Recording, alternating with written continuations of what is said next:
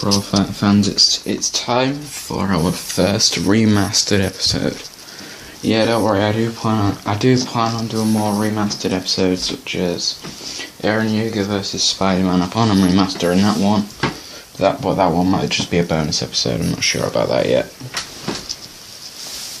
Anyways, now, yeah, and there will be some other remastered episodes, but I haven't actually decided which ones are going to be remastered just yet. These remastered episodes are actually non-canon, so yeah. Anyways, let's get into the shoutouts. Number 1, Corin O'Keefe. Number 2, Aiden Kerr. Number 3, Prince Zuko 91.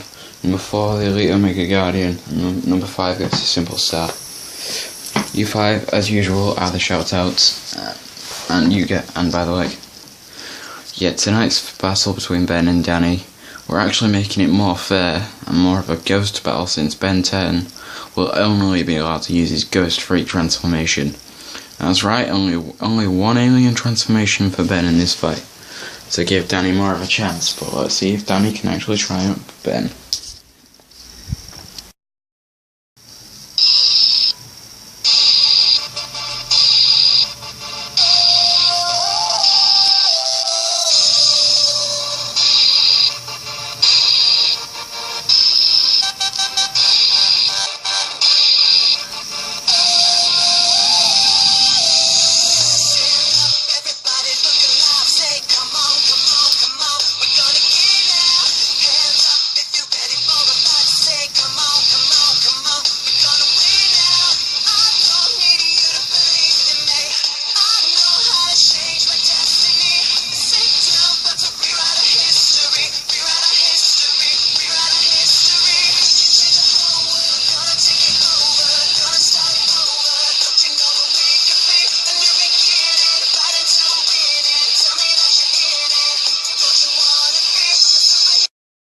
It's about time we got into this remastered edition, because I know a lot of people are probably going to like this, since this was my most viewed fight in the old series. So I decided, hey, why not just redo it, since a lot of people liked it.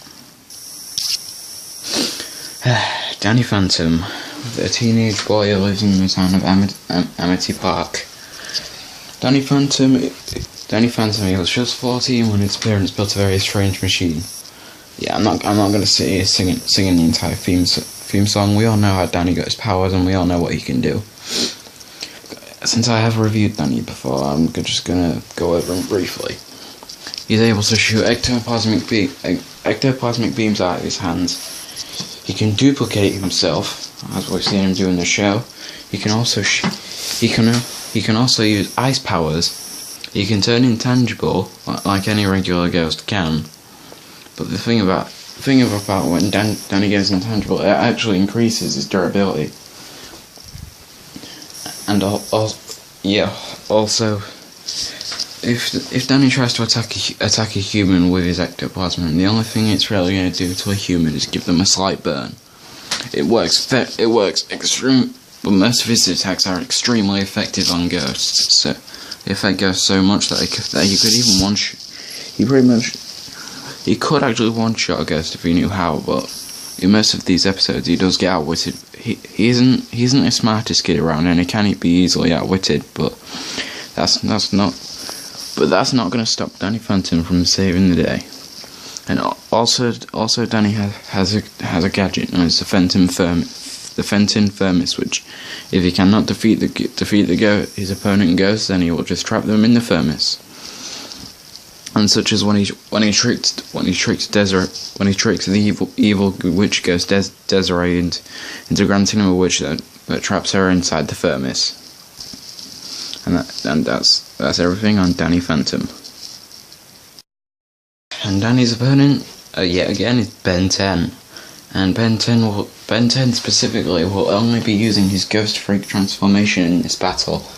So I think it's about time we discuss Ben 10's abilities when he transforms into Ghost Freak, and how Ghost Freak actually escaped the Omnitrix. First of all, Ghost Freak's abilities. Just like any regular ghost, he's able to overshadow others. He can possess others. He he's actually able to yeah, he can actually possess other people, like we have seen him do in the show. Like he's done it to Ben's grandpa, and he's done it to Ben himself. But that was when Ghost Freak escaped the Omnitrix. In this episode, Ben is going to be able to use Ghost Freak, so it'll be at the point before Ghost Freak actually escaped from the Omnitrix. Yeah, Ghost Freak's definitely no slouching power on this. His attacks are actually he actually has attacks capable of destroying giant buildings and even damaging half a skyscraper. But that's pretty much all in Ghost Freak, because since Ben no longer uses Ghost Freak and he has escaped the Omnitrix, but in this fight, Ben will be able to use Ghost Freak, which will be before he escaped the Omnitrix, and let's see how he goes up against Danny Phantom.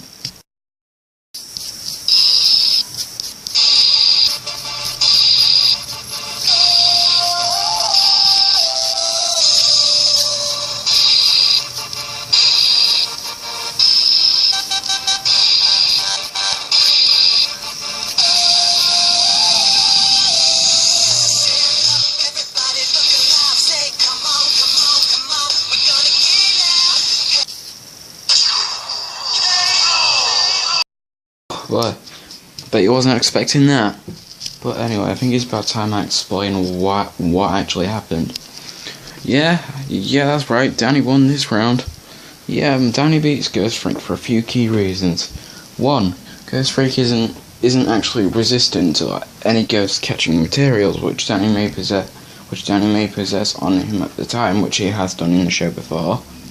Two, this was before Ghost Freak actually escaped the Omnitrix, so I don't actually think he could escape from the Phantom Thermos if Danny trapped him inside it.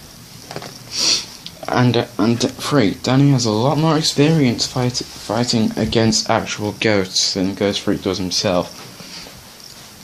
Yeah, Ghost Freak's faced a few ghosts before, but Danny faces ghosts every day of his life. And he's a ghost himself, and he knows pretty much everything there is to know about fighting ghosts, because he's that good at it. He defeats ghosts every day, so who's to say he can't defeat Ghost Freak?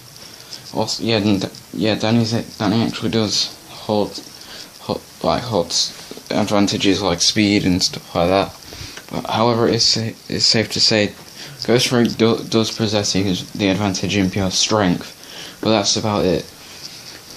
Danny possesses more. Danny is faster, has a better arsenal, has more moves and more effective moves he can use on Ghost Freak to take him down. The winner is Danny Phantom.